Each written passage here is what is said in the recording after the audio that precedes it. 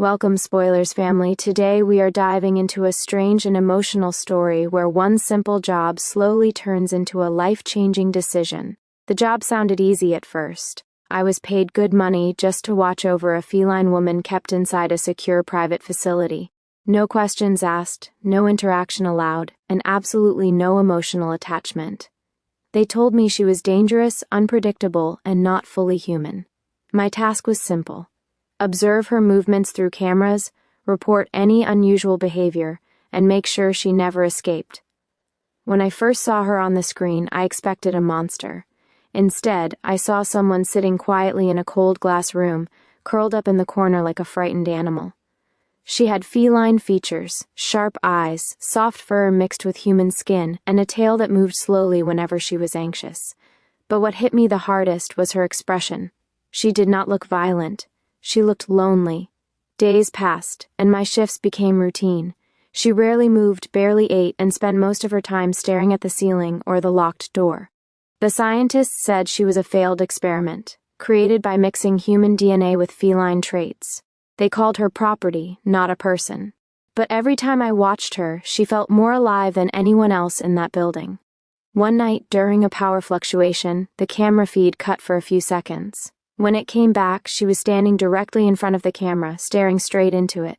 It felt like she was looking at me, not the lens. Her eyes were calm, intelligent, and filled with sadness. That moment stayed with me. Over the next few days, I noticed small changes. She reacted when I adjusted the room lights remotely. She followed the camera movements. It became clear that she knew someone was watching her, and she was trying to communicate in the only way she could. Against the rules, I started reading her files. She was not violent at all. She was taken as a child, experimented on without consent, and raised in isolation. Every escape attempt mentioned in her record was simply her trying to run outside, not attack anyone. The truth was simple. She was a prisoner. One night, I heard her voice for the first time through the audio feed. It was soft, broken, and barely used. She whispered a single word, "Outside."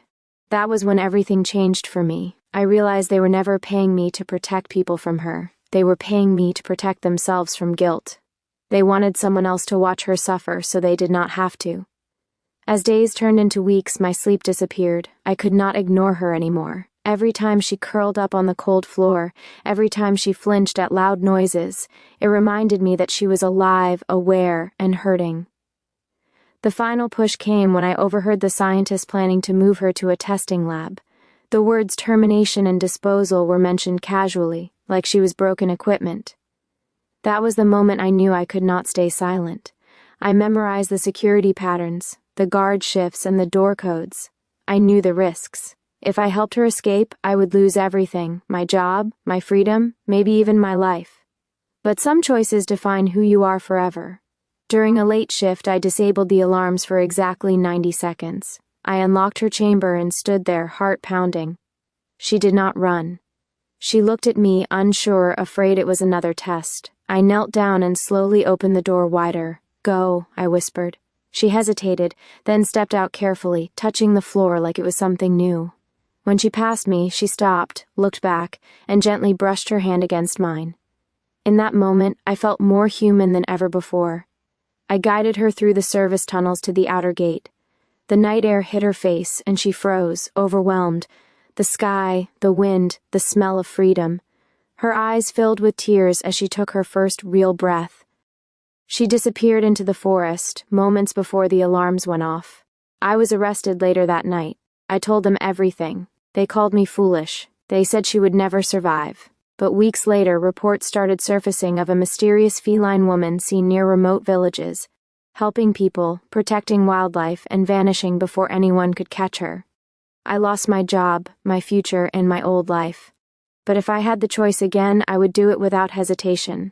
Because some cages are not made of steel, and some monsters are only created by the people who refuse to see humanity where it truly exists. And sometimes, the bravest thing you can do is set someone free, even if it costs you everything.